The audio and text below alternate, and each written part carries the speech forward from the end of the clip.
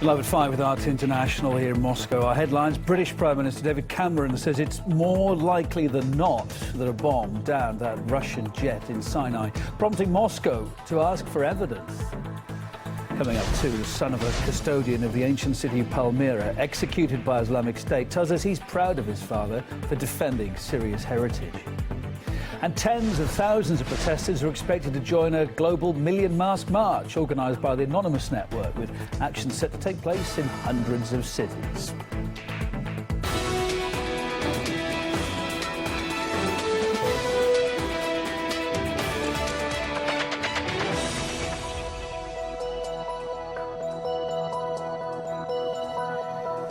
Live from RTHQ in Moscow, it's Kevin Owen with you this hour. Pleasure to have your company. The top story then again, that jet, Egypt, what happened in Sinai, and comment from the British Prime Minister in the last few hours. He's told the media that he believes a bomb is the most likely cause of that Russian plane crash in Sinai, and that's provoked irritation from Moscow this afternoon.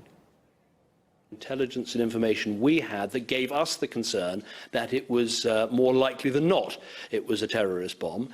It looks like the UK government has some information regarding the catastrophe in Egypt, but this hasn't been provided to the Russian side. It shocks me. If anyone has any intelligence on the plane crash, it should be handed over to Russia. The US media also appears largely persuaded by that bomb scenario, citing unnamed American sources. But when asked to comment on the claims, the US State Department urged restraint while the probe is still underway.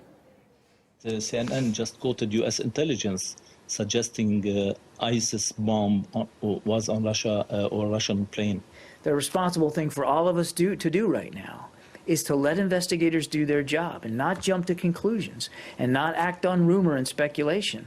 I think it's also important for us to just take a step back and remember that there's a whole lot of families right now that are going through a tough time. Have they offered, whether privately, on an intelligence level, anything that would back up these claims, which are rather alarming to, and some view as irresponsible, to suggest that there was an explosive device, an act of terrorism, with literally nothing to back it up?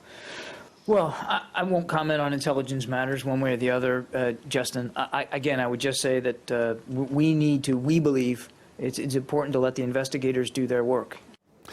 Well, while those investigators continue to decode the data from the flight recorders, conflicting reports and statements from sources supposedly close to the probe are mounting.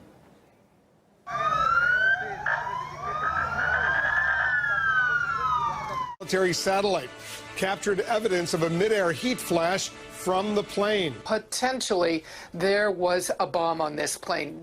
There was a sudden emergency situation on board which took the crew by surprise, and the pilots did not have time to send a distress signal. A large number of body parts may indicate that a powerful explosion took place aboard the plane before it hit the ground.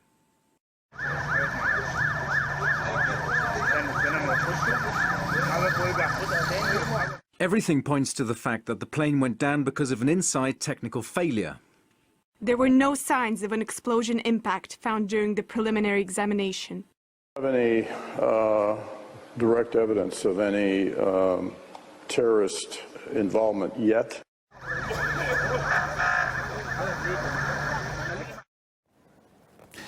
Other comment too, the head of the Russian Emergencies Ministry says that the investigation is considering all possible reasons for the crash, with no version taking precedence. Well, let's get up to speed on what's happening this hour. RT's William Whiteman's across this story today. Earlier on, David Cameron voiced his concern, his position on it. We've also heard today again what Russia had to say about it, what Egypt had to say about it. There is no official position. All options are on the table still as far as they're concerned. But the media, as far as the media is concerned, many of the headlines: bomb, ISIS.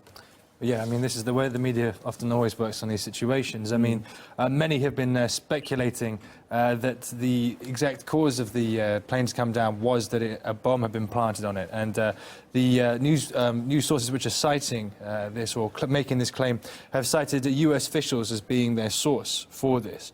However, it should be noted, actually, that John Kerry has dismissed these conclusions made by the mainstream media in their ongoing review of the situation regarding the bombing of the flight as not being the position of the US government at this time.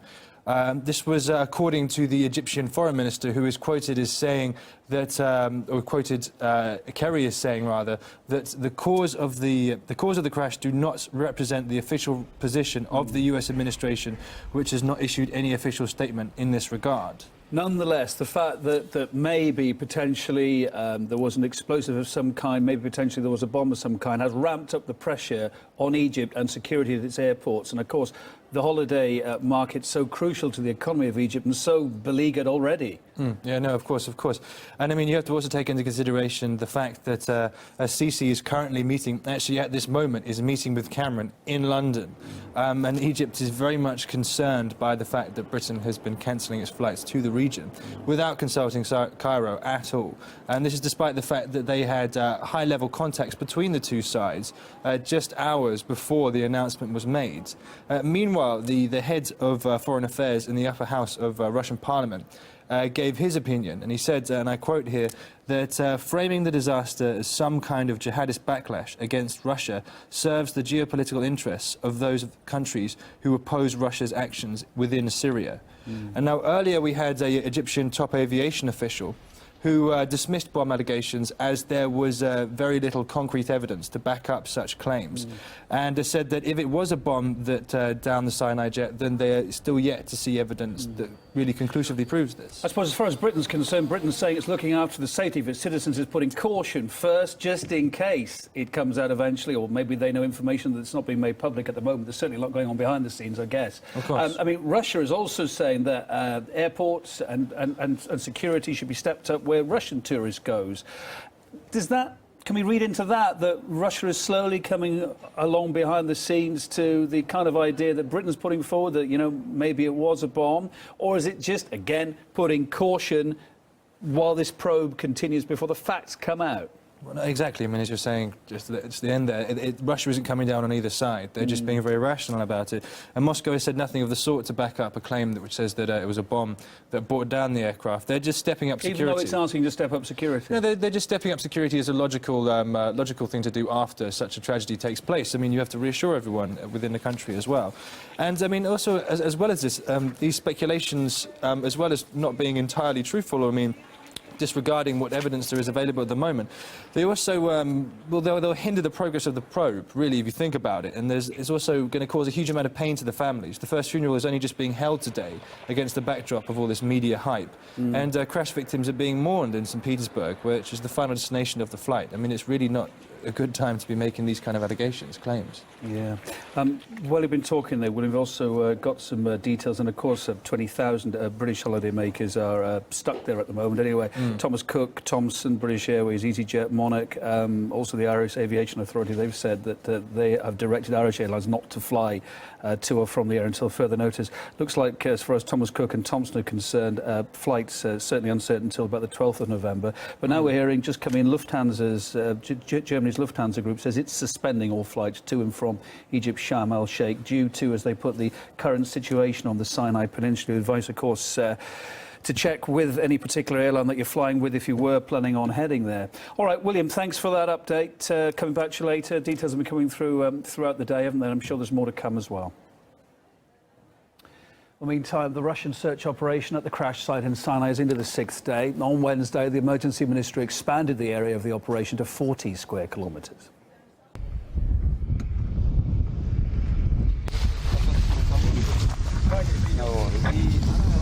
У нас два загранпаспорта и загранпаспорт. Один обычный и загранпаспорт, да? Паспорта.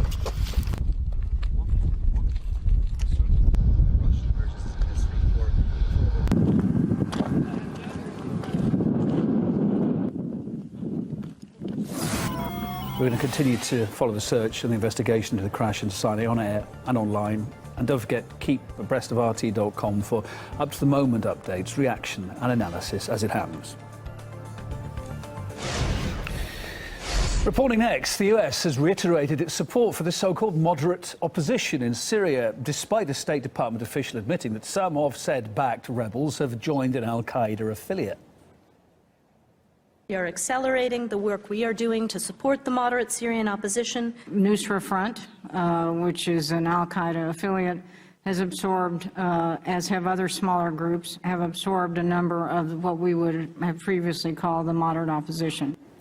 Well, to try to clarify what they're talking about, I spoke to writer and political commentator John White, who believes there's no such thing as a moderate opposition, and he says the US is just trying to save face. What's happened with Russia's intervention is the entire edifice of the US policy towards the Syria and Syrian conflict has collapsed. There is no such thing as a moderate rebel in Syria. The term is a Western construct, and we know this because even from within the Defence Intelligence Agency itself, revealed documents made clear that by the beginning of 2012, the Syrian opposition was dominated by Salafists, and that domination has only grown in the years since. So really in Syria right now, we're talking about it's either Assad or it's ISIL/Al-Qaeda. There are no moderate rebels, and this is Victoria Nuland, fanatical US neoconservative, trying to reclaim some legitimacy and some credibility for a US policy that has clearly failed. On the ground, Islamic State militants are not only exacting a human toll, huge human toll in the Middle East, but they're also destroying many cultural heritage sites and priceless artifacts too.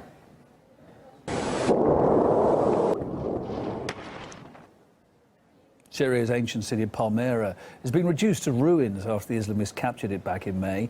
Known in its day as the Venice of the Sands, Palmyra's temples and monuments drew hundreds of thousands of tourists every year from all over the world to go and see the wonders there. Islamic State fighters also brutally executed the keeper of this oasis city. His name was Khalid al-Assad, hanging his body on one of the Greco-Roman columns that he dedicated his life to. His son Walid spoke to us. He's taken over as the director of the Palmyra Museum from his father. Walid was also captured by the militants, but they let him go. First, they want the gold. In their minds, there is a huge amount of gold in Palmyra. They told me, you know, about 2 tons of gold hidden in the museum, and nobody knows it except you. It's a kind of madness. 2 tons, not 2 kilos. I told them that the gold you want to see in Palmyra, it's very clear.